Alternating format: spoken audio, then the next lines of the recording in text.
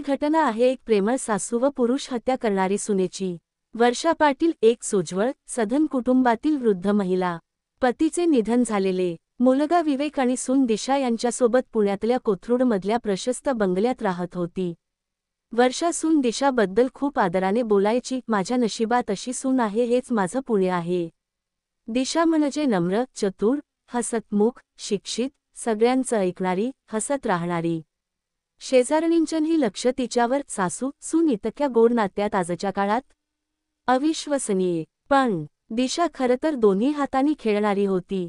घरात प्रेमळ, सासूला पूजा करून देणारी, नवऱ्याच्या तब्येतीची काळजी घेणारी, पण फोन ठेवताच दुसरं रूप समोर यायचं। ती फोनवर कुणाशी तरी बोलायची। पेक्षा जास्त, हो तो अजून जिवंत आहे, पण फार काळ नाही। सासू पण अंधळ्यासारखी त्याच्या प्रेमात गुंतलेली आहे। ती अशोक नावाच्या व्यक्तीशी सतत संपर्कात होती। अशोक दिशाचा जुना प्रियकर, एक गुन्हेगारी पार्श्वभूमीचा माणूस। एका दिवशी विवेक अचानक बेशुद्ध झाला।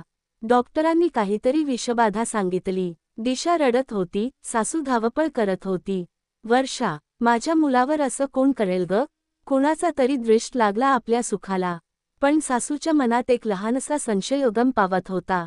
अगं दिशा, तू काल जे सुख दिलं होतं त्यात काय घातलं होतंस ग? दिशा शांतपणे, आई, मीच का करेन असं काही? मी त्याचं प्रेमानं जगणं पाहते रोज। विवेकच्या तब्येतीत उतार चालू होता। डॉक्टर म्हणाले काहीतरी विष होतं, पण नियमित नाही। हळूहळू दिलं गेलं आहे। सासूने सगळं ओळखायला सुरुवात केली होती। तिने तिच्या शेजारच्या पोलीस निवृत्त इन्स्पेक्टर बापट काकांकडे जायचं ठरवलं। बापट काका, ताई, काहीसं तोंडावर नाही, पण तुमचं म्हणणं ऐकून संशय येतोय।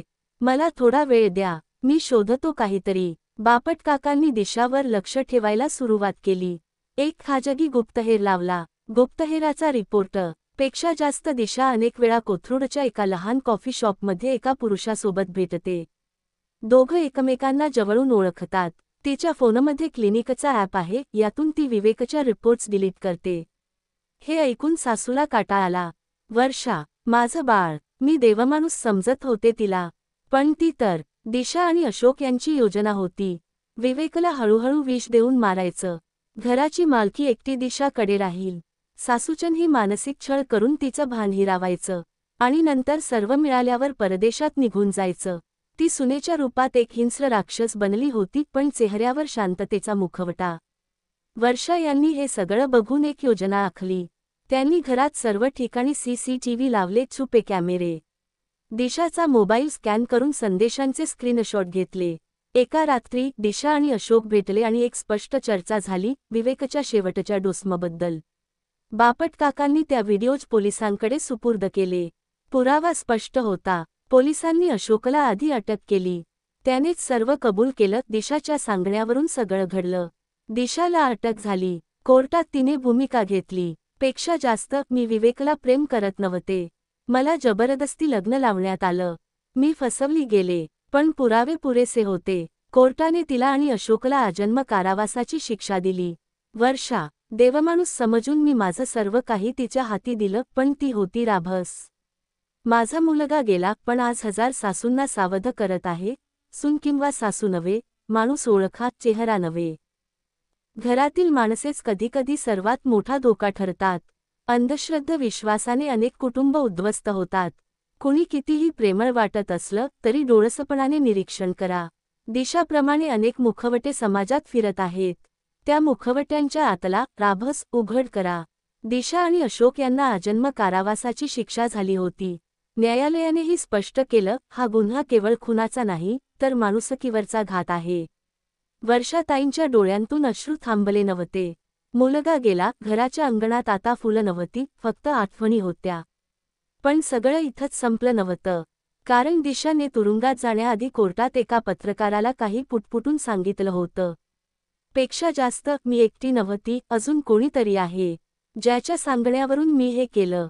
जेलमध्ये दिशा शांत होती, पण एक व्यक्ती तिच्या केससाठी सतत अपील करत होती, नेहा देशमुख, तिची कॉलेज फ्रेंड। नेहा एक प्रभावशाली वकील होती, दिशाचा एकमेव आधार। नेहा, मी तुला बाहेर काढीन दिशा, तू अजूनही बळी आहेस, गुन्हेगार नाही। मी कोर्टात सांगणार की हे सगळं तू मानसिक छळामुळे केलं। हे ऐकल्यावर पोलीस आणि बापट काका सावध झाले. बापट, ही नेहा पण गुन्ह्यात सहभागी होती का? की तिला फक्त दिशावर अतीव प्रेम आहे? वर्षाताई जरी एकटी राहत होत्या तरी मनाने त्या आता अधिक जागृत होत्या. दिशा जरी जेलमध्ये होती तरी तिचा छायाचित्र घरभर फिरत होतं. रात्री दरवाजावर टकटक, खिडक्यांच्या काचांवर उमटलेले बोटांचे ठसे, कोणीतरी दरवाजातून घरात शिरल्यासारखा आवाज. घरात ठेवलेला जुना मोबाईल चालू होतो ज्यात दिशा आणि अशोकचे मेसेज होते. सासूला वाटू लागलं दिशा जेलमध्ये असली तरी तिचा खेळ संपलेला नाही. नेहा देशमुखने हायकोर्टात अपील दाखल केली. पेक्षा जास्त दिशावर मानसिक आणि शारीरिक छळ झाला होता. तिला जबरदस्ती लग्न लावण्यात आलं. विवेक तिचा छळ करायचा, ती फक्त स्वतःचा बचाव करत होती. पक्षकार म्हणून वर्षाताईंना बोलावण्यात आलं.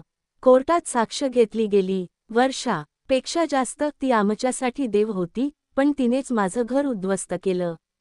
मी माझा मुलगा गमावला. हे सर्व कट होता, कुठलाही छळ नव्हता. पण कोर्टाने नेहाच्या मागणीवर पुन्हा चौकशीसाठी विशेष समिती नेमली. नेहा देशमुखने काही पुरावे सादर केले. विवेकने लिहिलेली डायरी जिच्यात दिशावरच्या संशयास्पद टिप्पणी, हॉस्पिटलचे काही रिपोर्ट विवेकने अल्कोहोल घेतल्याचे दाखवत, आणि काही सीसीटीव्ही फुटेज दिशा एकटी रडत बसलेली. पण बापट काकांनी या सर्व गोष्टींवर संशय घेतला. त्यांचा गुप्तहेर सक्रिय झाला आणि मग उलगडलं एक सत्य. हे सगळे पुरावे बनावट होते. वर्षाताईंना अचानक फोन यायला लागले. पेक्षा जास्त तुमच्या जीवाला धोका आहे. सावध रहा. तुम्ही परत कोर्टात गेलात तर तुमचंही तसंच होईल. ती देव होती, तुम्हीच राभस आहात. या धमक्या कोण देतंय हे कळत नव्हतं. पोलिसांकडून नंबर ट्रेस झाले, सगळे फेक होते. बापट काका मात्र ताठपणे म्हणाले, ताई, यावेळी तुमच्यासोबत मी आहे. मी हेच माझं शेवटचं काम समजतो. एका रात्री वर्षाताईंच्या घरात घुसखोरी झाली.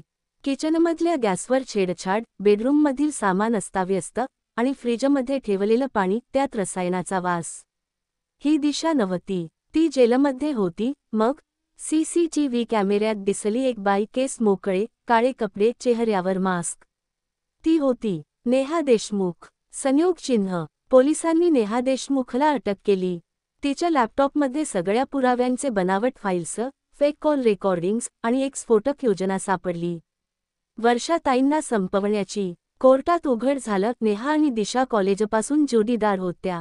अशोक केवळ मुखवटा होता. खरा प्लॅन होता विवेकला संपवायचं, सासूला संपवायचं, घराच्या मालकी हक्क मिळवून सर्व संपत्ती दोघींच्या नावावर. नेहा देशमुखलाही शिक्षा झाली. दिशाची शिक्षा कायम राहिली. वर्षाताई आता वृद्धाश्रमात राहतात, शांतपणे पण अनुभवी होऊन. वर्षा, शेवटी बोलताना, पेक्षा जास्त देव आणि राभस हे चेहऱ्यावरून ओळखता येत नाही. शिक्षण, सौंदर्य, गोड बोल, या गोष्टी माणूस चांगला आहे याची हमी नाही. सत्य पाहण्यासाठी अंतर्मन आणि डोळस बुद्धी लागते.